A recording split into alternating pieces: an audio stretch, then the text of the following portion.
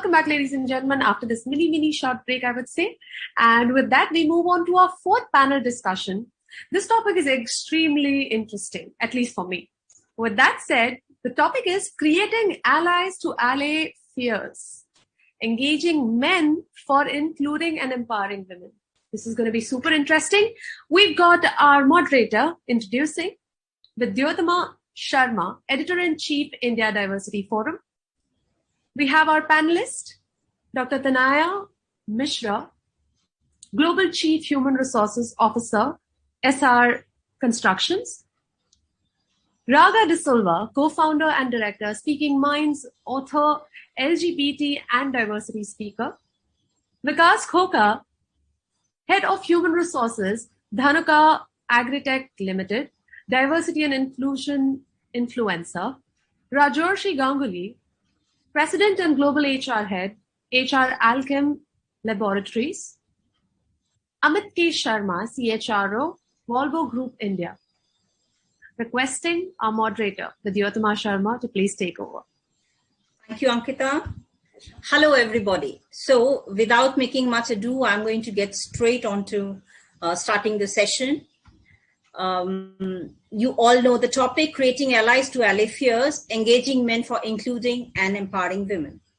The irony is that we live in a supposedly gender-neutral world where women rule nations, take to skies, lead scientific missions, etc. And yet, it is not possible for any office, any organization, or any nation to say that we do not have gender bias. We do. Openly or subtly, we do discriminate.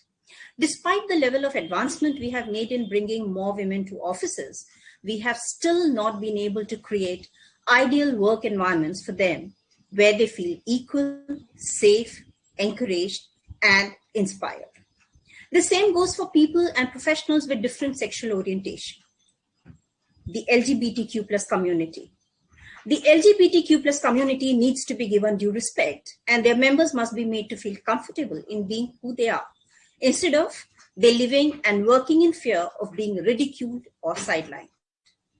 The attitude of judgment never ceases in our society, at our workplaces, in our families.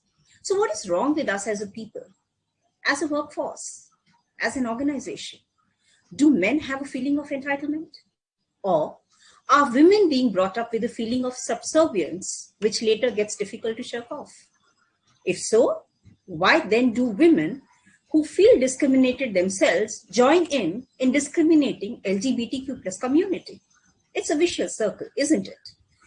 It's clear that we need to sensitize people at home, at workplaces, and at many other fora. All professionals of all genders bring in their expertise. All need to feel safe, and also all need to be encouraged to move to boardrooms. What is stopping this from happening? Men, organizations, work atmosphere, or women themselves? Or maybe the LGBTQ community itself? We need to look at quite a few questions. So before I go to my first question, I would just like to say that for an equal society, it is not just okay to tell women and LGBTQ community to fight for their rights. It is equally important to engage men in that fight. Let me make this clear. This is not a men-bashing conversation. This is a conversation to look into issues as to where is the divide coming from and what are the corrective measures we need to take. I have a brilliant panel here. As you all know, Rajorshi, Amit, Raga, Viekas, and Tanaya. So Amit, let me begin with you. Why do you think we are still debating in 2021 where we still have to talk about engaging men to enable women to have their rights or get the dignity they deserve? Should it not have happened by now? Since women have been working with the Viegas since over 3 decades, if we leave the earlier decades out. Is it because businesses have expanded, technology has made us smarter, and we have advanced, but deep inside, we are stuck in a time warp where it comes to perspectives, attitudes, and working together? Over to you, Amit. It's a pretty interesting question, and I must say a very thought-provoking also, that why it's happening in spite of so many years and decades of work being done around it by almost everyone. to me, if we start going deep into it, the root cause lies in the way the socialization happens in the society, and that's where everything starts evolving from. Right from the time a child is born, what kind of parenting a child experiences, especially when you have siblings of opposite genders or different genders, then the way parents treat a male child versus a female child, it's different. They see that very clearly in terms of, and that's where the feeling of differentiation and the entitlement starts coming in, or you can call it a subservience at one level and a bit of a superiority at another level. That starts coming in. If you look at around us in terms of assistants, the moment you talk about an assistant or in office or a receptionist, you will typically have a picture of a female. You'll hardly have a picture of a male, assistant. So much so that when you look at the technology, when the Siri came into existence for the first time, or Alexa came into existence for the first time, it had female voices. Now you can change the voices and change everything. But what was the first thing which happened? Again, it came from the same stereotype about the larger socialization people had, and that's how the products are also formed. And it further, reinforces the same stereotype which is there. If you look at organizations, the way the JDs are crafted, the JDs are crafted in a more very masculine, gender or masculine tone, I would call it. The aggressive, go-getter, assertive, all of that. All the typical macho words we associate. Again, it again reinforces that these things are for men rather than for a female. And many times, either a woman feels that, hey, am I really cut out for this job? Should I even apply for it? Or not. And when you're looking at from a hiring manager perspective, you say, oh, I need all these macho characteristics or masculine characteristics. This would actually need a male person only.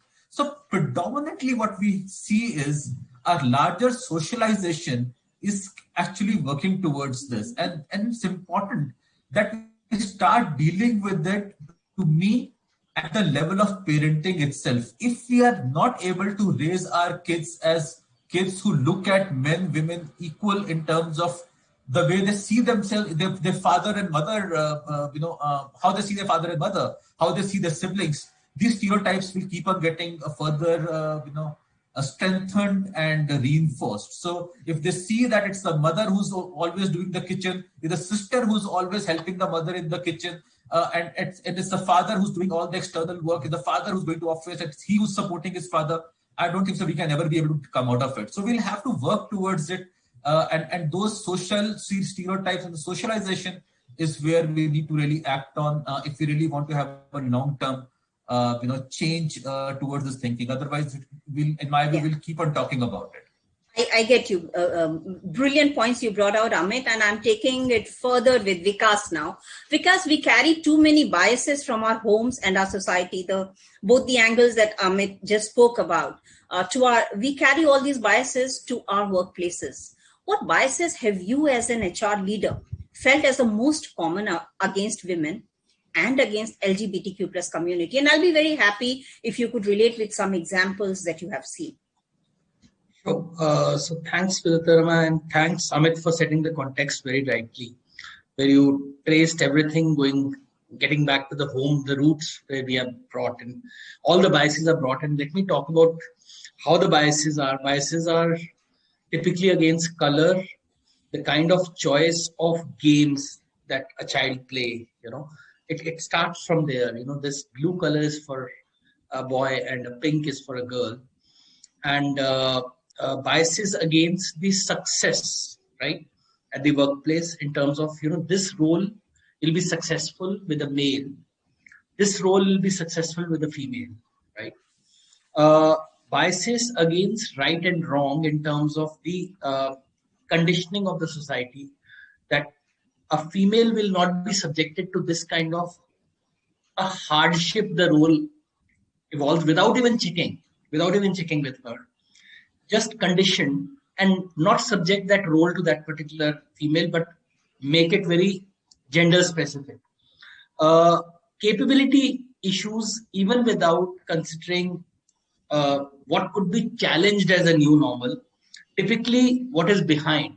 So we go behind, check our experiences, and check all the past records and see, oh, this could be successfully done by a male versus a female. And rightly pointed out by Amit that certain roles, when we talk about, we have certain specific things coming out immediately.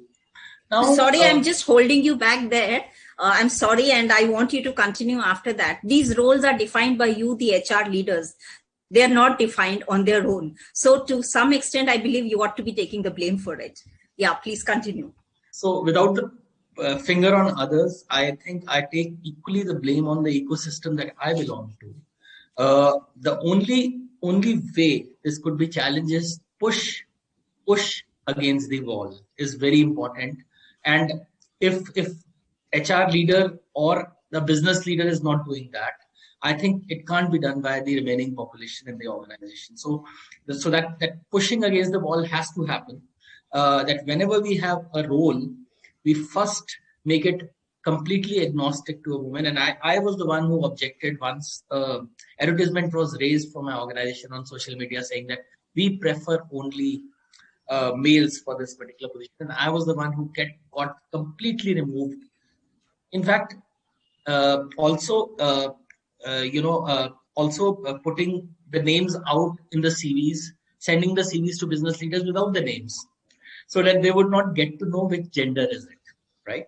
I'm right now limiting my discussion to women and male, because when it comes to LGBTQ, there's further biases around first the gender, the sexual preference, and the association of that with what capability the person is going to draw. I'm just taking a quick example. I was chatting on my flight with somebody and I just chat that, do you consider LGBTQ fraternity for army or police role? And they said that no, that role cannot be performed by a person who has a sexual preference, which is an alternate preference. And I got to know that the bias is not only existing in the corporate world, but it's spreading around in other parts of society where the capability is considered directly linking to the sexual preference. I get you. So we have a long way to go. I'll come back to you with further questions. Rajorshi, I'm turning to you. Women in sales and manufacturing have a very different role before them because they face the diversity diversity issue on a very large scale. They are out in field most of the time, meeting all kinds of clients making all kinds of demands. And here, it is not a question of they being in their own workplace. They are vulnerable because they are in some other person's workplace. So they begin with a loss. So I need you to define about, throw some light on what do these women in sales and manufacturing feel? Yeah, I think, thank you. I think it's a very pertinent question. And, I think before I answer your question straight, I just want to also kind of extend the remarks made by two earlier colleagues.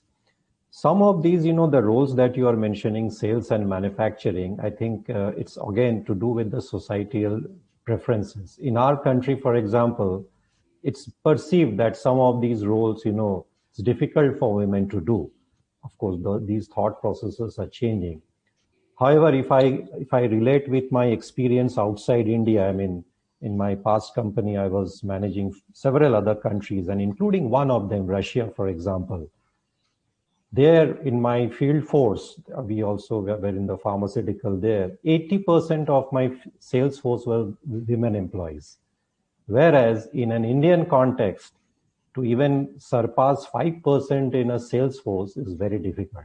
Again, it's to do with, how you do the upbringing, the societal preferences, what kind of role reserved for women, men, etc. So it's just sometimes to do with the society. Coming to India, it's been always a great challenge to attract women in the sales and manufacturing. And you are right. It's not just getting them to the workforce, but also to the, how do they do the job on the day-to-day basis. And I would just take extra one more minute. I remember my experience when, there was a factory where there were no women workmen. I'm talking about several years back. And I took the initiative of introducing women, workmen as well as, other staff in the factory. So we had to do a lot of changes in the infrastructure itself. First, how do you kind of condition the mind of the leadership team, the people around you, create infrastructure, even, simple basic things like restrooms, washrooms, other facilities, so that, once they come and work, they don't feel kind of they are out of place. So it's sometimes easy to attract them, but to retain them becomes difficult. And then over a period of time, as our men also started understanding their needs and made them feel comfortable, we found that it naturally, those myths disappeared. Initially, they were saying that they used to feel that, it's very difficult for them to work in this kind of operation, that kind of operation. Plus, there were also restrictions by law that, you cannot employ women in night shifts, etc. So everybody, said that how can we do that? We operate factories in 3 shifts. So all these conditions were there, but yet despite those, once you start experimenting and people came forward, even I remember, the parents of these, young ladies, some of them were unmarried, they were apprehensive. So we had to bring the parents to show the factory. So, this is something like any other place where your child would feel secure. So, so these thought processes are there, which you want us to overcome. And once it is overcome, then it takes time to build in. Similarly, in sales, in a sales environment, especially in a country like India, where, sales is perceived to be going out and meeting clients or, customers. So there are sales roles which gets operated from the office where you just do cold calls, and all those are easier to handle. So there are safety issues. There are concerns around how would somebody move around late evenings and all. So these worries are more in our country compared when I see some of the other countries which I shared. The statistics are very different there. So once some of these fears are taken care of, then I have seen that, for example, even in my current company, though 2/3 of our workforce is in sales, we find it very difficult to attract women employees in sales. It's just because of these reasons. But once somebody has come and started working, we find, they find it very easy to work with, and they start attracting others. So it's, it's the snowballing effect. Once you start getting someone, they feel comfortable, and your men allies also needs to make them feel comfortable, create ecosystem for them to experience the company better. Once that happens, I think it takes off. But yes, traditionally sales and manufacturing versus some other roles in the organization like research and development, quality systems, corporate offices, we find it challenging to kind of attract women. Okay, I'll just take it. Sorry, I'll come back to you, but I need to take it further. If I may just say something कि आपने बहुत ज़ख्म कुरेद दिए, because when I began as a journalist, we used to fight for washrooms, and we really used to have a lot of problem. And I remember that when we used to do night shift, and I was staying in a hostel in Nariman Point, and there would be guys on mobile coming and slapping me from behind, and I talking about it in the office, and they'll say, "Oh, madam, or night shift karo," So it is like you're coming in my bastion. So, okay, face the consequences. So I'll just take this further. Raga, I'm coming to you. You decided to come out late about your sexual identity. Ladies and gentlemen, Raga De Silva is representing the LGBTQ community from London. And she decided to come out in her 50s. She was married and had 2 children. So Raga, what was the societal reaction? And reaction at your workplace? I'm very keen to know. Did you feel alienated suddenly when you came out? Did you regret initially that perhaps you made a mistake? Mujhe nahi karna tha, I shouldn't have done it. If yes, what was the behavior of your colleagues? Vidyottama, thank you. I think I'm one of those rare women who leverage on my age. And there's another one called Mankar, 105, and she's still running. So thank you.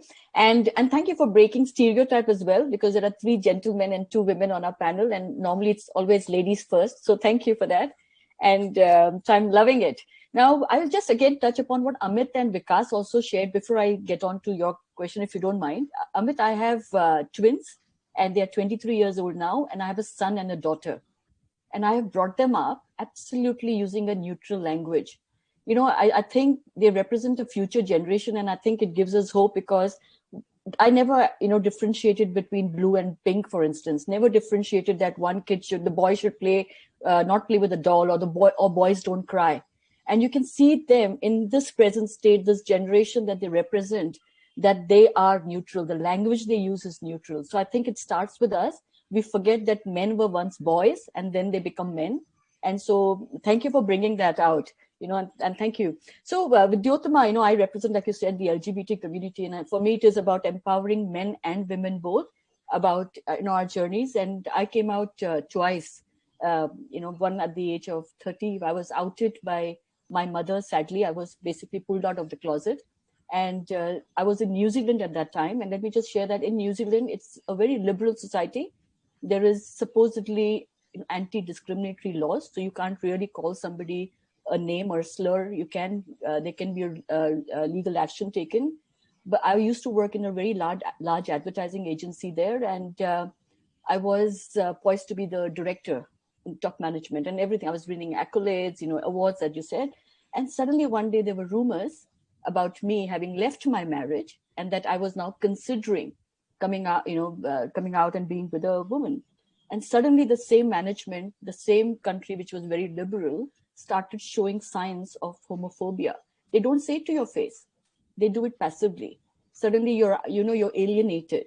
Suddenly you're not invited to social gatherings. Suddenly you're not invited to meetings.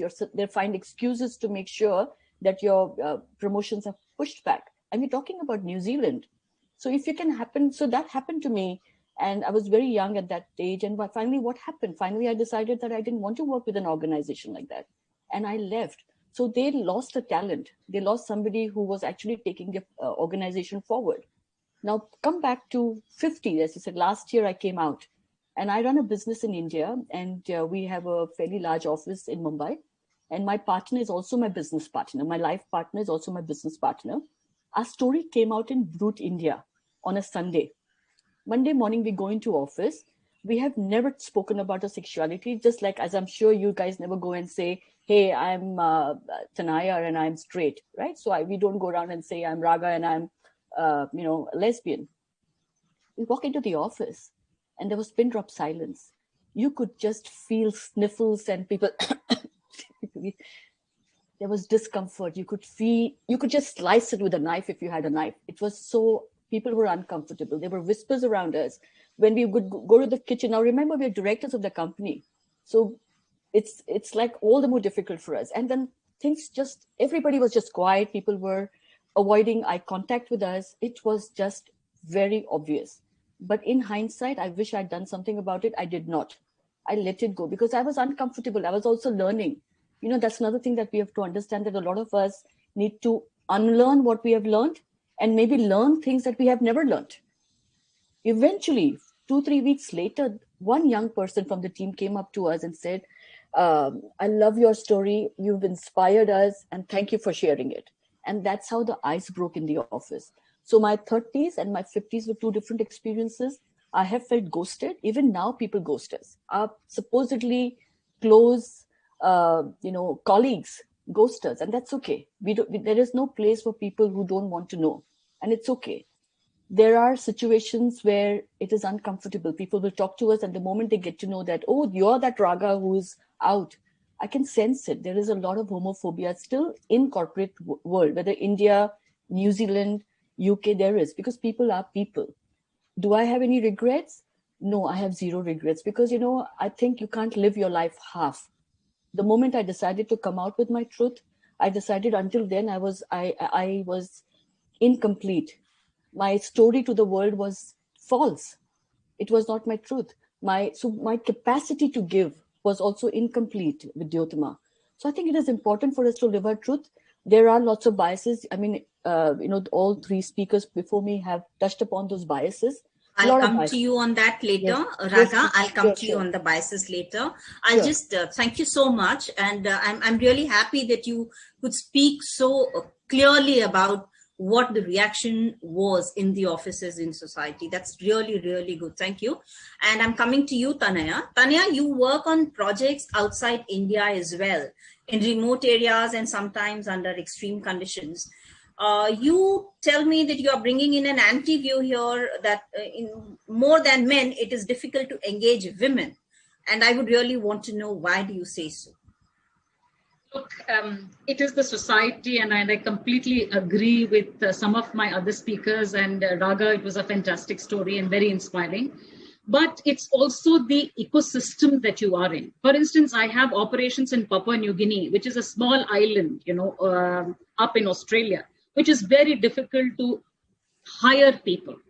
We have operations in Kuwait where most of it is, it's hot out there. You have restrictions and it's difficult. So I cannot have women employees being engaged in construction and sites. Similarly, I have operations, say, in Dubai, in UAE. So while corporate offices can run operations, hardcore operations or construction of project size is extremely difficult. You will not get. One is the ecosystem that you are in, A. B is also the harsh conditions that one has to adapt to. But I'm not saying that we've not tried. We have gotten women to drive our transit mixers when I was with ACC. Personally, I have fought unions in foreign countries, and we have successfully, it was a room full of gentlemen. I was the only lady, and I've done that in India. I have looked after unions, but I think it's an ecosystem, and it's the environment. It's all of it put together. So it's difficult to point at one particular thing. But yes, in constructions, in hardcore, particularly if you are doing in Uganda, Tanzania, in the Middle East, it's difficult. Okay. So while I will come back to the questions on why women do not come forward, I'm going back to Amit. Amit, I want you to tell me, what is a man's role in gender equality at workplaces? Is he ready to acknowledge male privilege? Because a lot stems from there. Does he owe his perspective about taking his female or LGBTQ colleagues lightly to the behavior of society towards them when he was growing up? Or is it insecurity of men that the workplace that was once a male bastion is today encroached upon by professionals of genders who he does not associate with office work? He thinks their place is somewhere else. So I want you to tell me, what is the reason you feel that men feel this kind of discrimination, and also what is their role in solving it? Over to you, Amit. Yeah, I think fundamentally it stems from the fact of a superiority, which anyway starts the way a child is born, especially a male child, and as I said, he experiences in his growing stage. So this feeling is always there generally, and that's how the very few parents, as Raga said, and really thanks for sharing that, Raga, about your story of parenting, and that's what we need. But I don't think so. That's a very common phenomena. The blue and pink is still very prominent. Dolls and guns are still very prominent. So that's one phase of it. The second piece of it is also equally important for us to understand, is that today the opportunities are less. There are more and more people who are vying for those opportunities. And now, look at it from a perspective of psychology, that you have one more set of people coming in who are vying for the same set of opportunities now. So there is this competitive spirit around you, which was earlier a smaller group.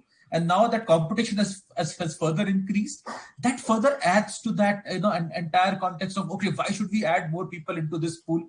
Whatever is there, let's try to fight it out in that and then move ahead, because that's where you know how to play the rules of the game. When you are all men's club, the rules of the game are different, and when you have a women and a male both together, the rules of a game change. Now, in terms of, and they have not learned the rules of the game when women are also there. And that's where the resistance starts to come in. The conduct, the language, the way you go about doing things. A lot of things fundamentally change. The larger sensitivity which you need to have. So why to bother about building all of that? That to me is a kind of a thinking which is there and which needs to be solved. Now the problem, as you said, now this needs to be resolved also. And how do we solve it? Any system which needs to be solved or any change we need to bring in always has to come from the system. From an outside, if we'll try to break the system will push it back again. So it's a I strongly believe in the Newton's law of motion, and there will be equal and opposite reaction to that. So it can't be really coming from outside. We have to work through the system, bring that change internally, and that's how things will change. It's a long-term process. It's an evolutionary process, but it's an important process. I think that's very critical. That to me is the only way things can really be sustainable. Otherwise, we'll see a change for a short period of time and it'll again come back the moment the pressure is released. We don't want a spring kind of a solution. We want a more sustainable solution, and that's where we need to work there. Great.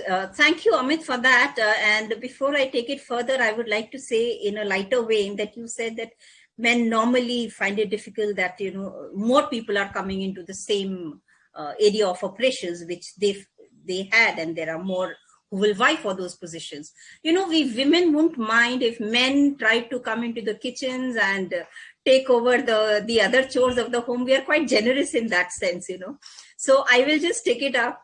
That was just said in a lighter vein. I will take it up with Rajorshi. Rajorshi, after having discussed these above points, it is clear that we need ally support. Men and women will always live together in society and at workplaces. There cannot be a divided world of men and women and people with different sexual orientation. We all have to live together. We have to learn to know and respect and value each other. It is time we create an atmosphere of ally support. So, my question to you, Rajorshi, is why do we have all the gender equality discourses for women? Why do we not include men in these discourses? It's always to women. Rajorshi. No, I think you're absolutely right. I think, when the world is almost, 50% men and women, I don't see any reason why in the workplace we cannot have, that ratio.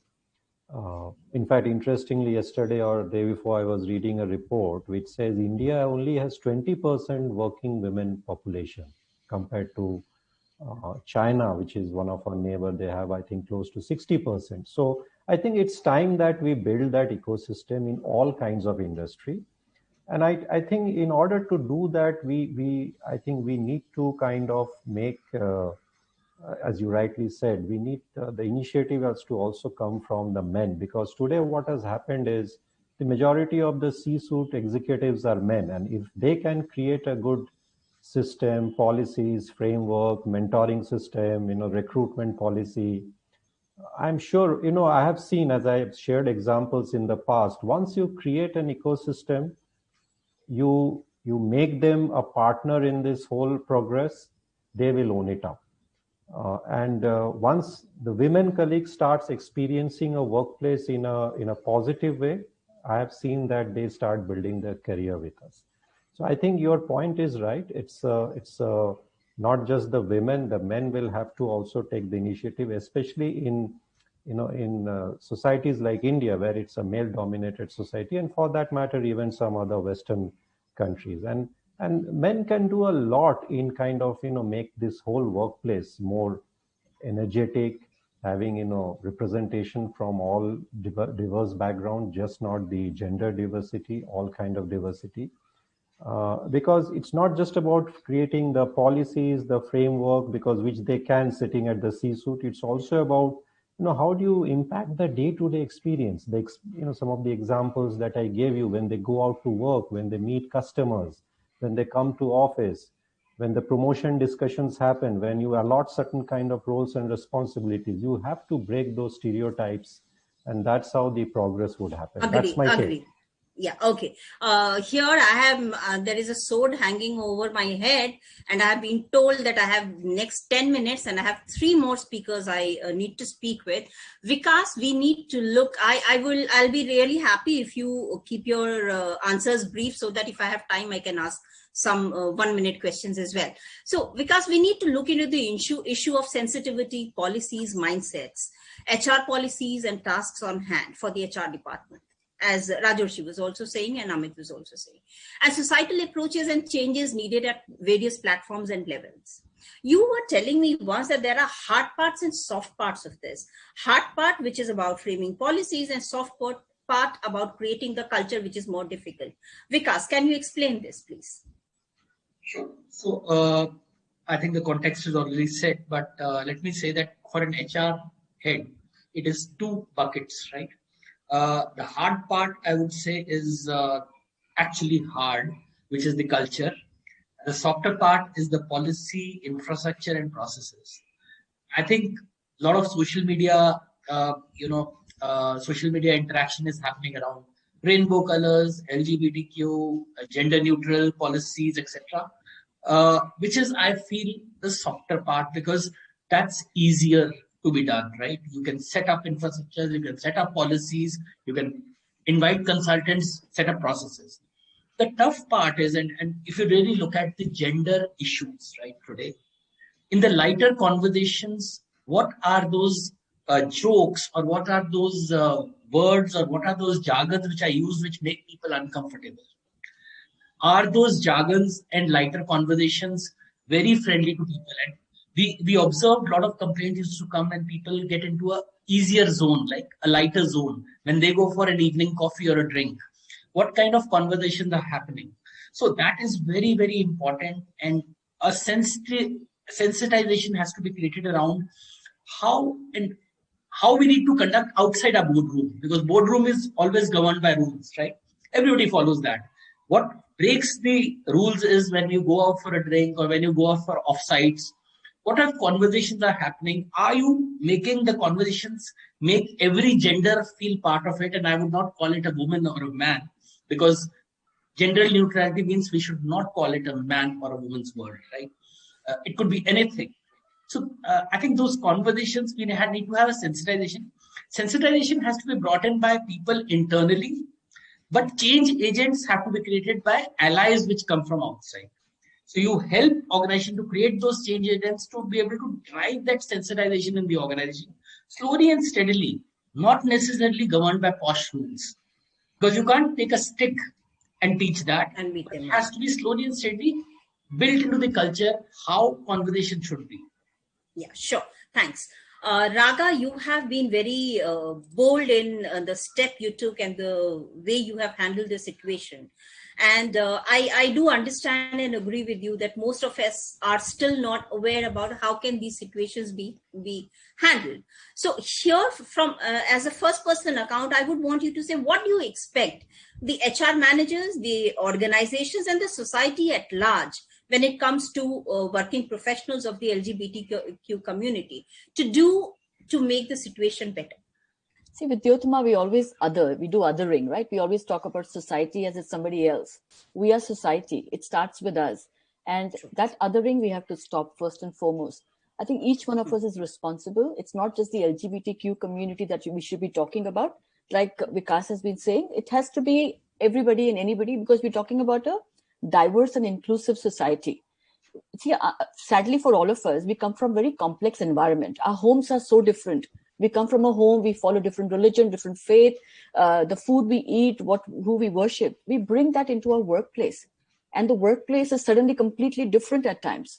And depending upon your own biases or your own upbringing, you kind of have a reaction to what happens around the workplace. So that it's quite complex. It's not as simple as saying, chalo, ye button ghar pe rakho, and this button you bring to your office. We have to start at an individual level where organizations understand that we are different people. So I don't think that it is the responsibility of any one, it's a collective responsibility. We have to start with ourselves. We have to, I don't know, in New Zealand, what really worked, in UK, what really works is an anti-discriminatory law. So, law is something all of us are scared of law. All of us believe in the legal system. So maybe there are those things that we need to do where at least people will not abuse you, ridicule you, give you slurs, because there will always be fear. They know that there is action that can be taken. I know of companies that do a lot of talks where there are champions set up who you can go to if there was a problem, that somebody abused you, discriminated against you. You could go to that person and you could talk to them. And they make sure that people know that there are consequences to those actions. And I think that is where we have to start. Great. Thank you, Raga. And you have put certain things in the very right perspective. Thank you. Most of all the speakers are doing a brilliant job, and I wish we had more time. But due to paucity of time, I'm coming to Tanaya now. And if possible, we will just take about 1 or 2 minutes of wrapping up. Tanaya, quite often I feel that instead of bettering their performance, women get into proving themselves better than men. That I am better. They get into this proving game, as if men were the benchmark, which I feel is not right. Men are not the benchmark. You are your own benchmark. So Tanaya, what do you think is a woman's role in gender equality at workplaces? If she feels that men are the benchmark for her growth, she will always fall short of achievements because she will always look up to them. Is when she's trying to prove a point. So is she caught in a web of habits, and or do you think that the society has a lot to create those benchmarks for her, and she need to get out of that mood? Tanaya. See, one has to understand that, when you're going to work, there is already a benchmark because you have your peers who are gentlemen. So for a woman, it is that much harder because this mud slandering, she is doing well because can be anything. And it's really disgusting because, as senior professionals, when you're wanting to go somewhere, there will be somebody else who's slandering your name just because you've been working very hard and you speak straight, you call spade a spade. And so it becomes very disheartening for women leaders. Even when you want to, while we are talking about, having kind of, it's a kind of a written, unwritten rule where we want more and more women. But when senior lead women want to go and apply, there is nobody taking them. I have so many women friends who have been executive vice presidents, I will not name organizations, who are sitting at home. So there are very qualified women, but unfortunately people, while they say something, they do something else. And that unfortunately doesn't match.